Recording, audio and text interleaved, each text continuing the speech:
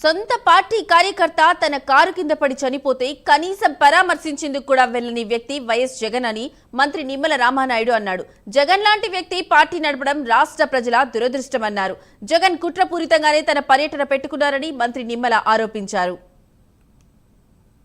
మోహన్ రెడ్డి ఈ రోజు ఆ పార్టీకి అధ్యక్షుడిగా ఉండడం నిజంగా ఆ పార్టీలో ఉన్నటువంటి నాయకులు కానీ ఆ పార్టీలో ఉన్నటువంటి కార్యకర్తలు కూడా ప్రశ్నించవలసినటువంటి అవసరం కూడా ఉందని చెప్పి తెలియజేసుకుంటూ, మరి ఇటువంటి వ్యక్తి రాజకీయాల్లో కానీ ప్రజాస్వామ్యంలో ఉండడానికి కానీ అర్హత లేదు అనే విషయాన్ని కూడా మీ ద్వారా అందరికి కూడా మరి తెలియజేసుకుంటూ ఉన్నాం.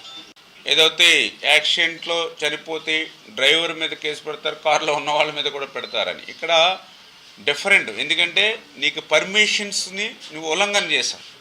మీరు చెప్పినట్లుగా ఏదైనా ఒక కారులో ఓకే మనం ప్రయాణిస్తూ ఉంటే అనుకోకుండా ప్రమాదం జరిగితే అది డ్రైవర్ తప్పిదం అవుతాయి కదా, డ్రైవర్ మీద కేసు పెడుతూ ఉంటారు. సహజంగా ఇది వాస్తవం. ఇది కానీ ఇక్కడ ఏదైతే చాలా క్లియర్గా నువ్వు ఏదైతే పర్యటనకే అనుమతులు నీకు ఏదైతే కాన్వాయ్ ఏదైతే 3 కార్లు కాన్వాయ్ ఇస్తే నువ్వు 70-80 కార్లు కాన్వాయ్ పెట్టావు.